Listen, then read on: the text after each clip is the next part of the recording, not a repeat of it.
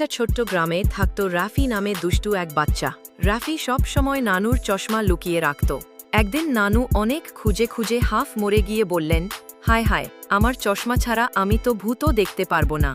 রাফি হেসে বলল, ভূতও দেখতে আবার চশমা লাগে নাকি? হঠাৎই পটাশ পটাশ শব্দে ঘর ভরে গেল। দেখা গেল এক অদ্ভুত ভূত এসে হাজির। গায়ে সাদা কাপড়, কিন্তু হাতে ভরা রঙিন বেলুন। ভূত গম্ভীর গলায় বলল, আমি বেলুন ভূত, আমি ভয় দেখাতে আসিনি, আমি শুধু ফাটা বেলুন জোড়া লাগাই। রাফি অবাক হয়ে চেয়ে রইল। নানু হেসে উঠলেন, আরে, আমি তো চিনেছি, ছোটবেলায় আমাদের মেলায় এই লোকটাই বেলুন বিক্রি করত। ভূত একটু দুঃখের সুরে বলল, হ্যাঁ, আমি এখনও বেলুন ভালোবাসি, কিন্তু এখন কেউ আমাকে খেলায় ডাকে না, সবাই ভেবে নেয় আমি ভূত। রাফির মনটা খারাপ হয়ে গেল।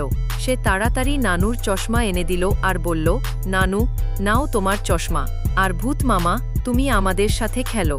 তারপর থেকে গ্রামে যখনই মেলা বসত, বেলুন ভূত সেখানে আসত। সে বাচ্চাদের বেলুন জোড়া লাগিয়ে দিত, সবাইকে হাসাত। রাফি, নানু আর গ্রামের সবাই তাকে নিজের মতো করে বন্ধু বানিয়ে নিল। আর নানু সবসময় মুচকি হেসে বলতেন, দেখো, যাকে ভূত মনে হয় সেই কখনো কখনো আমাদের সেরা বন্ধু হয়ে যায়।